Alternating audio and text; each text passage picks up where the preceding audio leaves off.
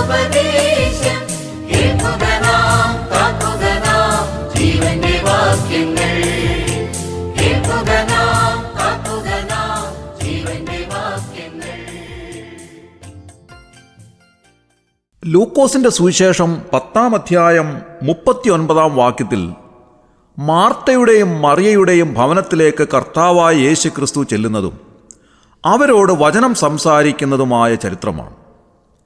കർത്താവ് ആ ഭവനത്തിലേക്ക് ചെല്ലുമ്പോൾ ഈ രണ്ട് സഹോദരിമാരിൽ മറിയ കർത്താവിൻ്റെ കാൽക്കലിരുന്ന് വചനം കേൾക്കുന്നത് തെരഞ്ഞെടുത്തു എന്നെഴുതിയിരിക്കുന്നു. ഇതെത്രയോ അനുഗ്രഹകരമായ ഒരു കാര്യമാണ്. കർത്താവിൻ്റെ കാൽക്കലിരുന്ന് വചനം കേൾക്കുക. യഥാർത്ഥത്തിൽ വചനം കേൾക്കുക എന്ന് പറയുന്നത് തന്നെ സന്തോഷകരമാണ്. അത് യഥാർത്ഥ വചനമായ കർത്താവിങ്കിൽ നിന്ന് തന്നെയാകുമ്പോൾ അത് എത്രയോ ആനന്ദകരമായ അനുഗ്രഹകരമായ ഒരു കാര്യമാണ്.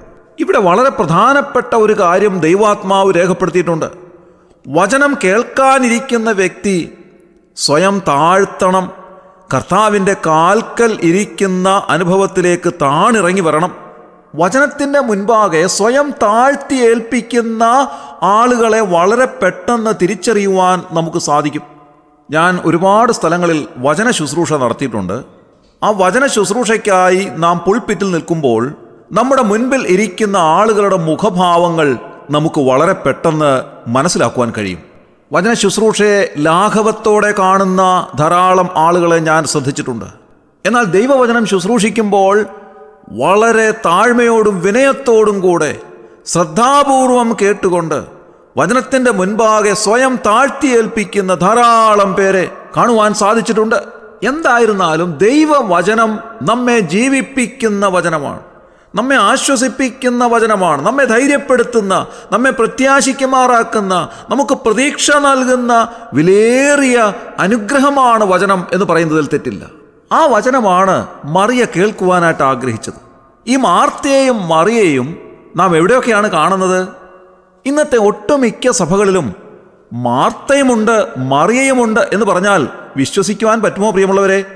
കർത്താവായ യേശുക്രിസ്തു ഭവനത്തിലേക്ക് വന്നപ്പോൾ മുതൽ മറിയയ്ക്ക് വളരെ വലിയ സന്തോഷമാണ്. കാരണം കർത്താവിൻ്റെ കാൽക്കലിരുന്ന് വചനം കേൾക്കുവാനായി സാധിക്കും എന്നുള്ള വലിയ ഒരു ചിന്ത അവളെ ഭരിക്കുകയാണ്.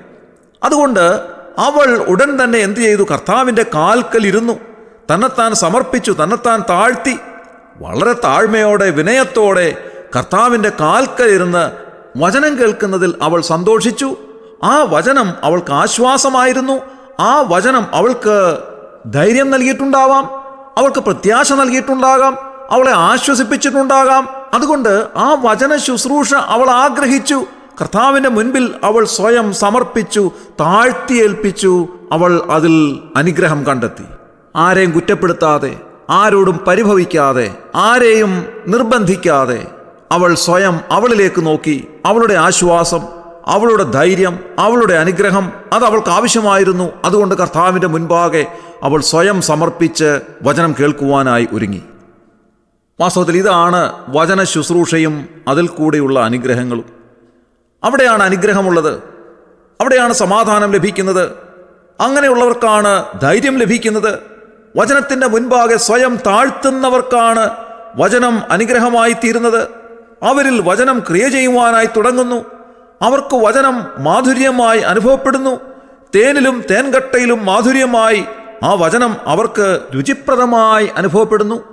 ഇന്ന് രാവിലെ ഈ വചന ശുശ്രൂഷ ശ്രദ്ധിക്കുന്ന പ്രിയമുള്ളവരെ, നിങ്ങൾക്ക് ഈ വചനം അനുഗ്രഹമായി തീരണമെങ്കിൽ ആദ്യം കർത്താവിൻ്റെ മുൻപാകെ നമ്മെ തന്നെ താഴ്ത്തി ഏൽപ്പിച്ച് കർത്താവെ അരുളി ചെയ്യണമേ, അടിയൻ കേൾക്കുന്നു എന്നുള്ള വലിയ താഴ്മയോടും വിനയത്തോടും കൂടെ വചനത്തിൻ്റെ മുൻപാകെ കർത്താവിൻ്റെ കാൽക്കലിരിക്കുവാൻ നമുക്കൊരു മനസ്സുണ്ടാകണം. അപ്പോഴാണ് വാസ്തവത്തിൽ വചനം മാധുര്യമായി നമുക്ക് അനുഭവപ്പെടുന്നത്.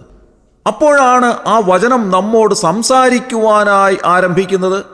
ഇന്ന് രാവിലെ ഞാൻ സംസാരിക്കുന്നുവെങ്കിലും ഞാൻ വെറും ഉപകരണം മാത്രമാണ്. എന്നിലൂടെ ദൈവത്തിൻ്റെ ആത്മാവ് നിങ്ങൾക്ക് നൽകുവാനായിട്ടുള്ള ചില കാര്യങ്ങൾ ഇന്ന് രാവിലെ നിങ്ങളോട് സംസാരിച്ചേക്കാം. അത് കേൾക്കുവാൻ നിങ്ങൾക്കിടയാകണമെങ്കിൽ ദൈവമുൻപാകെ സ്വയം താഴ്ത്തിയേൽപ്പിച്ച് മറിയ കർത്താവിൻ്റെ കാൽക്കലിരുന്ന് വചനം കേട്ടതുപോലെ ദൈവമുൻപാകെ സ്വയം സമർപ്പിച്ച് മനസ്സിനെ താഴ്ത്തിക്കൊണ്ടുവന്ന് താഴ്മ ധരിച്ച് കർത്താവേ അവിടുന്ന് ഇന്ന് രാവിലെ അടിയനോട് സംസാരിക്കണമേ എന്നാര് പ്രാർത്ഥനയോടെ ദൈവവചനത്തിന് മുൻപാകെ ഇരിക്കുന്നുവോ അവർക്ക് ദൈവശബ്ദം കേൾക്കുവാൻ സാധിക്കും. നാം ഇന്ന് രാവിലെ കേട്ടതായ ആ പാട്ട് നാഗൽ സാഹിബ് എഴുതിയ പാട്ടാണ്. യേശുവിൻ തിരുപ്പാദത്തിൽ ഇരുന്ന് കേൾക്കണം എന്നുള്ളതായ ഗാനം. നാഗൽ സാഹിബിനെ അറിയാത്തവരില്ല. അദ്ദേഹത്തെ എളുപ്പത്തിൽ പരിചയപ്പെടുത്താം. സമയമാം രഥത്തിൽ എന്നുള്ള ഗാനം എഴുതിയത് അദ്ദേഹമാണ്. ആ നാഗൽ സാഹിബ് എഴുതിയ വരികൾ എത്രമാത്രം അർത്ഥവത്താണ്. അതിങ്ങനെയാണ്: യേശുവിൻ തിരുപ്പാദത്തിൽ ഇരുന്നു കേൾക്കണം, തൻ്റെ വിശുദ്ധവാക്യത്തിൽ നമ്മുടെ ജീവനാം, യേശുവിൻ സുവിശേഷം ദിവ്യമാമുപദേശം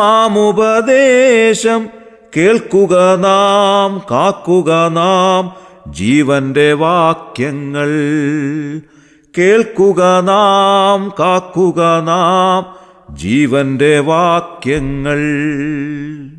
അദ്ദേഹം പറയുകയാണ്, യേശുവിൻ്റെ തിരുപ്പാദത്തിൽ നാം ഇരുന്ന് കേൾക്കണം, തൻ്റെ വിശുദ്ധ വാക്യങ്ങൾ നമ്മുടെ ജീവനാണ്.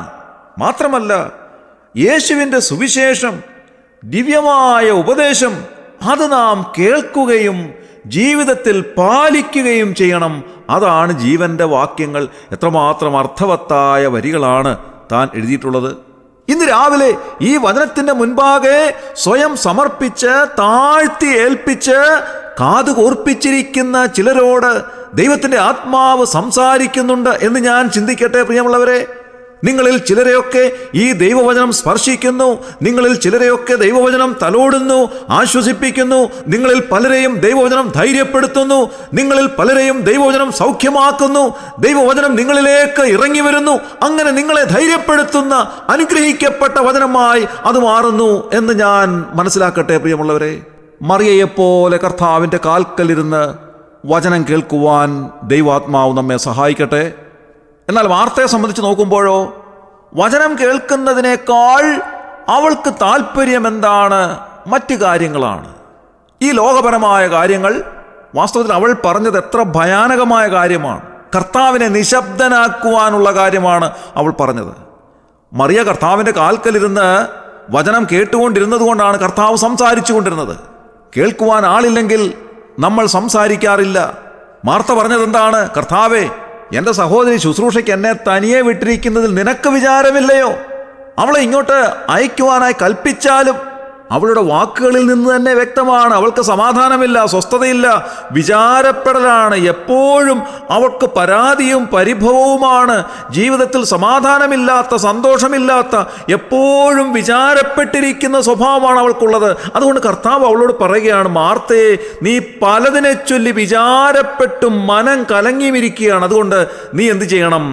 മറിയയെപ്പോലെ എൻ്റെ കാൽക്കലിരുന്ന് എൻ്റെ വചനം കേൾക്കുവാൻ നിനക്ക് ആദ്യം സാധിക്കണം. അപ്പോഴാണ് നിന്റെ വിചാരപ്പെടലുകളിൽ നിന്ന് നിനക്ക് സ്വതന്ത്രയാകുവാൻ സാധിക്കുന്നത്. ഇന്ന് രാവിലെ ആരെങ്കിലും ഈ മാർത്തയെപ്പോലെ വല്ലാതെ വിചാരപ്പെട്ടും മനം കലങ്ങിയും ജീവിതത്തിൻ്റെ മുൻപോട്ടുള്ള പ്രയാണം എങ്ങനെയാണെന്ന് ഓർത്ത് വല്ലാതെ ഭാരപ്പെട്ട് നിരാശരായി തളർന്ന് തകർന്നിരിക്കുന്ന ആരെങ്കിലും ഉണ്ടെങ്കിൽ ദൈവവചനം നിങ്ങളോട് പറയുകയാണ്, മറിയെപ്പോലെ കർത്താവിൻ്റെ കാൽക്കലിരിക്കുവാൻ മനസ്സുണ്ടെങ്കിൽ, നിങ്ങളെ തന്നെ താഴ്ത്തിയേൽപ്പിക്കുവാൻ നിങ്ങൾക്ക് ഒരുക്കമാണെങ്കിൽ ദൈവവചനം നിങ്ങളോട് സംസാരിക്കുവാനായി തുടങ്ങും. നാഗൽ സാഹിബിൻ്റെ ഗാനത്തിൻ്റെ അടുത്ത 2 വരികൾ കൂടെ പാടി ഈ ധ്യാനചിന്തകൾ അവസാനിപ്പിക്കാം. ദൈവവചനം ജീവനും ശക്തിയുമാകയാൽ ആത്മരക്ഷയുണ്ടേവനും ഉള്ളത്തിൽ കൈക്കൊണ്ടാൽ ആത്മമരണം മാറും, നീതിയിൽ അവൻ വാഴും. കേൾക്കുക നാം, കാക്കുക നാം ജീവന്റെ വാക്യങ്ങൾ, കേൾക്കുക നാം, കാക്കുക നാം ജീവന്റെ വാക്യങ്ങൾ. നമ്മുടെ കണ്ണുകളെ അടയ്ക്കാം, പ്രാർത്ഥിക്കാം. ക്രിസ്തുയേശുവിലൂടെ അതിവാത്സല്യമായി ഞങ്ങളെ സ്നേഹിക്കുന്ന സ്വർഗീയ പിതാവാം നല്ല ദൈവമേ, അനുഗ്രഹകരമായ പ്രഭാതത്തിനായി ഞങ്ങൾ നന്ദിയോടെ സ്തോത്രം ചെയ്യുന്നു. കർത്താവെ, ഞങ്ങൾ ചിന്തിച്ചതുപോലെ അവിടുത്തെ കാൽക്കലിരുന്ന് വചനം കേൾക്കുന്നത് എത്രയോ അനുഗ്രഹകരമായ ഒരു അനുഭവമാണ്. മറിയ ചെയ്തതുപോലെ അവിടുത്തെ മുൻപാകെ സ്വയം സമർപ്പിച്ച് താഴ്ത്തി ഏൽപ്പിച്ച് കർത്താവെ അവിടുത്തെ വചനത്തിന് മുൻപാകെ ഇരിക്കുവാൻ ഞങ്ങളെ അവിടുന്ന് ഇടയാക്കുന്നതിനായി ഞങ്ങൾ നന്ദിയോടെ സ്തോത്രം ചെയ്യുന്നു. അവിടുന്ന് ഞങ്ങളോട് സംസാരിക്കുന്നതിനായി ഞങ്ങൾ നന്ദിയോടെ സ്തുതിക്കുന്നു. അവിടുത്തെ വചനം ഞങ്ങളെ ആശ്വസിപ്പിക്കുകയും ധൈര്യപ്പെടുത്തുകയും പ്രത്യാശിക്കുമാറാക്കുകയും ചെയ്തതാകയാൽ ഞങ്ങൾ നന്ദിയോടെ സ്തോത്രം ചെയ്യുന്നു. ഇന്ന് രാവിലെ അവിടുത്തെ വചനം ചിലരെയൊക്കെ സ്പർശിച്ചതിനായി ഞങ്ങൾ നന്ദിയോടെ സ്തോത്രം ചെയ്യുന്നു. ചിലരെ സൗഖ്യമാക്കിയതിനായി, ചിലരെ തലോടി ആശ്വസിപ്പിച്ചതിനായി, ചിലരുടെ കണ്ണുനീരൊപ്പിയതിനായി ഞങ്ങൾ നന്ദിയോടെ സ്തുതിക്കുന്നു. കർത്താവേ, ഈ ശുശ്രൂഷയിൽ സംബന്ധിച്ച എല്ലാവരെയും അവിടുന്ന് അനുഗ്രഹിക്കണമേ എന്ന് പ്രാർത്ഥിക്കുന്നു. അവിടുന്ന് അങ്ങനെ ചെയ്തതിനായി ഞങ്ങൾ നന്ദി പറയുന്നു. ഞങ്ങളുടെ പ്രാർത്ഥന കേട്ടതിനായി സ്തോത്രം. ഞങ്ങളുടെ കർത്താവും രക്ഷിതാവുമായ യേശു ക്രിസ്തുവിന്റെ ധന്യമായ നാമത്തിൽ തന്നെ ആമേൻ. ദൈവവചനം ജീവനും ശക്തിയുമാകയാൽ ആത്മ